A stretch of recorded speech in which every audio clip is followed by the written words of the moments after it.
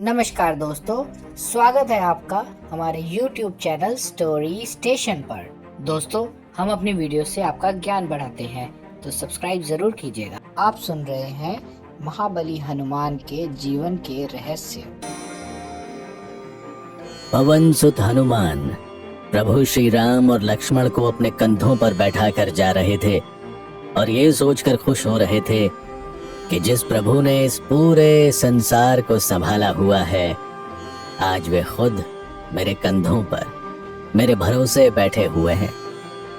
एक भक्त का इससे बड़ा सौभाग्य और क्या हो सकता है। हनुमान जी श्री राम को सुग्रीव के पास ले गए और दोनों की दोस्ती करा दी।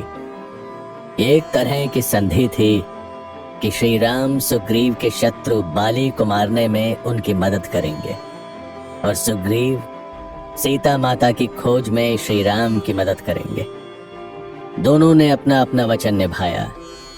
सुग्रीव को जब उनका राज्य वापस मिल गया तो उन्होंने अपने सारे गुप्तचरों और दूतों को सीता जी की खोज में भेज दिया।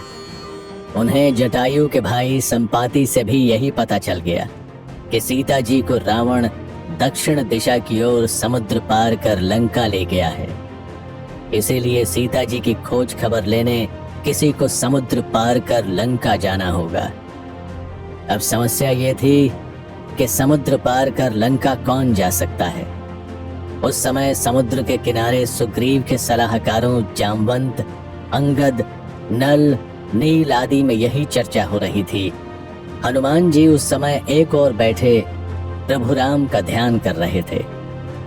जामवंत सभी से बोले, इतना विशाल समुद्र पार कर लंका जाना और रावण जैसे शक्तिशाली असुर राज की सुरक्षा में सेंध लगाना, ये काम अगर कोई कर सकता है तो वो सिर्फ हनुमान ही है। यह सुनकर अंगद को कुछ संशय हुआ। अगर हनुमान जी ये काम कर सकते हैं तो फिर वो आगे बढ़कर लंका जाने को क्यों नहीं कह रहे। हनुमान जी में इतनी शक्ति है कि वो एक ही छलांग में समुद्र लांग जाए, मगर ये बात हम जानते हैं वो नहीं। बचपन में एक ऋषि से मिले श्राप के कारण वो अपनी शक्तियां भूल जाते हैं। उन्हें वो शक्तियां तभी याद आती हैं जब कोई उन्हें याद दिलाए। वो अष्ट सिद्धियों के स्वामी हैं, इसीलिए संसार में ऐसा कोई काम नहीं जो वो नहीं कर सकते। हनुमान जी के पास ऐसी कौन सी सिद्धियां हैं जिनसे वो ये काम आसानी से कर सकते हैं। हनुमान जी के पास पहली सिद्धि है अणिमा। इस सिद्धि से वो अपने शरीर को एक कण के समान छोटा कर सकते हैं। दूसरी सिद्धि है महिमा। इस सिद्धि से वो अपने शरीर का आकार जितना चाहे बड़ा कर सकते हैं। तीसरी सिद्धि है गरिमा। इस सिद्धि के बल पर हनुमान जी शरीर को कितना भी भारी बना सकते हैं। ये सिद्धि तो तुम्हारे पास भी है अंगद, इसीलिए कोई तुम्हारे पैर को हिला नहीं सकता। चौथी सिद्धि है लघिमा। इस सिद्धि से हनुमान जी अपने शरीर को हवा की तरह हल्का बना सकते हैं, जिससे वो उड़ सकते हैं। पांचवी सिद्धि है प्राप्ति। जिसके पास ये सिद्धि होती है वो सबकी नजरें बचाकर बिना रोक टोक से कहीं भी जा सकता है। छठी सिद्धि है प्रकाम्य। ये सिद्धि सारी इच्छाओं को पूरा करने की क्षमता देती है, यानी हनुमान जी जो चाहें वो जरूर सफल होगा। सातवीं और आठवीं सिद्धि है ईशित्व और वशित्व। जिनके पास ये सिद्धियां होती हैं वो किसी भी वस्तु और प्राणी को भी अपने वश में कर अपना दास बना सकता है। जामवंत की बात सुनकर सभी को बड़ी राहत मिली और सब निश्चिंत हो गए कि अब सीता माता का पता जल्दी ही चल जाएगा। साधु बाबा कथा सुना रहे थे, मगर राघव ने उन्हें बीच में रोक दिया। उसके मन में एक सवाल कुलबुला रहा था। अगर हनुमान जी अकेले ही राक्षसों को मार सीता माता को वापस ला सकते थे तो फिर उन्होंने ऐसा क्यों नहीं किया। बात वहीं खत्म हो जाती, फिर वो अकेले क्यों लौट आए। वो ऐसा नहीं कर सकते थे बेटा। उन्होंने हमेशा श्री राम की आज्ञा मानी। श्री राम ने कहा था सीता जी का पता लगा कर आओ और उन्हें मेरी अंगूठी के साथ मेरा संदेश दो। साथ ही उन्होंने रावण को श्री राम की शक्ति का आभास भी करा दिया।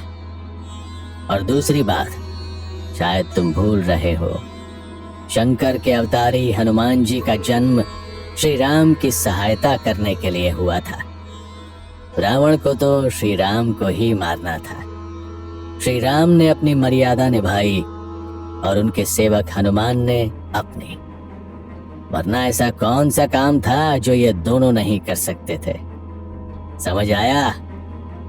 जी बाबा। अब फिर आगे क्या हुआ? सबने मिलकर तय किया कि हनुमान जी को उनकी शक्तियों की याद दिलाएंगे और उसके बाद बाकी काम वो खुद संभाल लेंगे। सभी हनुमान जी के पास पहुंच गए और कहने लगे, हे महाबली, पराक्रमी हनुमान, यूं चुप्पी साध कर क्यों बैठे हुए हो? तुमको किस बात की चिंता है? तुम में तो पवन के जितना वेग है। तुम इस समुद्र को एक छलांग में पार कर सकते हो और पल भर में लंका पहुंच सकते हो। तुम्हारे पास 8 सिद्धियां और 9 निधियां हैं। ऐसी कौन सी शक्ति है जो तुम्हारे पास नहीं है? और ऐसा कौन सा काम है जिसको करने की तुम में क्षमता नहीं? हे वीर हनुमान, तुम्हें श्री राम की सौगंध है। अपनी शक्तियों को याद करो और प्रभु श्री राम का अधूरा काम पूरा करो। वो तुम्हारी राह देख रहे हैं। ऐसा सुनकर हनुमान जी के शरीर में शक्ति का भयंकर संचार हुआ। उनको अपनी भूली हुई शक्तियां याद आ गईं और वो समुद्र लांघकर लंका जाने के लिए तुरंत उठ खड़े हुए। सबसे पहले वो श्री राम से आशीर्वाद लेने गए। श्री राम ने उनको एक अंगूठी देते हुए कहा, प्रिय हनुमान, मुझे पूरा विश्वास है तुम सीता की कुशलता का समाचार लेकर जल्दी ही वापस आओगे। जब तुम उनसे मिलो तो उनको ये अंगूठी दे देना। इसको देखकर वो समझ जाएंगे कि तुम रामदूत हो, कोई मायावी राक्षस नहीं। उनसे कहना मैं शीघ्र ही लंका आऊंगा और पापी रावण को मारकर उन्हें मुक्त कराऊंगा। उनको अपने बल का प्रदर्शन भी दिखाना ताकि उनको विश्वास हो जाए कि मैं अकेला नहीं, मेरे साथ ऐसे महावीर योद्धाओं का साथ है। इससे उनको धीरज मिलेगा। जैसी आज्ञा प्रभु। अब मैं चलता हूँ, जल्दी लौटकर सीता माता की खबर दूंगा। कहकर हनुमान सागर किनारे गए। उन्होंने श्री राम के नाम की एक जोरदार हुंकार भरी, फिर महिमा सिद्धि का प्रयोग कर अपने शरीर का आकार बढ़ाया। लंघिमा सिद्धि से शरीर का वजन हवा के जैसा किया और फिर छलांग लगाकर लंका की ओर उड़ गए। हनुमान जी जब समंदर के ऊपर से गुजर रहे थे तो समुद्र में से मैनाक नाम का पर्वत निकला। उसने हनुमान जी से विनती की, हे बजरंग बली, आप बहुत देर से उड़ रहे हैं। चाहे तो मेरे ऊपर रुककर थोड़ा आराम कर लें। इस तरह मुझे भी श्री राम की सेवा करने का अवसर मिल जाएगा। पर्वतराज, मैं आपकी भावनाओं का सम्मान करता हूँ, मगर मैंने श्री राम की सौगंध खाई है। उनका कार्य पूरा किए बिना मैं विश्राम नहीं लूंगा। आगे जाने पर समुद्र से सुरसा नाम की एक मायावी राक्षसी निकली और जोर से हंसते हुए बोली, वाह, आज मेरे लिए कितना अच्छा भोजन आया है। मैं इसे जल्द ही चट कर जाऊंगी। ऐसा कहकर सुरसा ने अपना मुंह बहुत बड़ा कर लिया। हनुमान जी के निकलने के लिए उनके रास्ते में खड़ी हो गई। हनुमान जी इस समय एक पल भी देरी नहीं करना चाहते थे। वो सुरसा से बड़ी विनम्रता से बोले, अभी मैं प्रभु श्री राम के काम से जा रहा हूँ, अभी मुझे जाने दो। एक बार काम पूरा कर लूं, फिर मैं खुद आपका भोजन बनने आ जाऊंगा। ये तरकीबें किसी और पर चलाना, मैं तेरी बातों में आने वाली नहीं। ऐसा कहकर सुरसा अपना मुंह बड़ा करने लगी। हनुमान जी भी उसी हिसाब से बड़े होने लगे। जब सुरसा का मुंह बहुत बड़ा हो गया तो हनुमान जी ने तुरंत बहुत छोटा सा रूप बनाया और सुरसा के मुंह से बाहर निकलकर आगे उड़ गए। हनुमान जी की मुश्किलें अभी खत्म नहीं हुई। उस समंदर में छाया ग्रहणी राक्षसी भी रहा करती थी। वो समुद्र के ऊपर उड़ते पक्षियों की छाया समुद्र में देखती और उन छाया को पकड़ लेती, जिससे वो पक्षी उड़ नहीं पाते थे और समुद्र में गिर जाते थे। फिर वो उन्हें खा लेती थी। उसने जब हनुमान जी को उड़ते हुए देखा तो उन्हें खाने के लिए बेचैन हो उठी, मगर हनुमान जी ने उसे दूर से ही देख लिया था। इसीलिए हनुमान जी ने अपनी छाया पड़ने से पहले ही उस राक्षसी पर एक बार से उसे मार डाला। इस तरह रास्ते की सारी बाधाओं को पार कर आखिरकार हनुमान जी लंका पहुंच गए। अगला एपिसोड सुनने के लिए चैनल को करिए सब्सक्राइब, लाइक, शेयर और कमेंट करके जरूर बताइएगा कि आपको ये सीरीज कैसी लग रही है। धन्यवाद।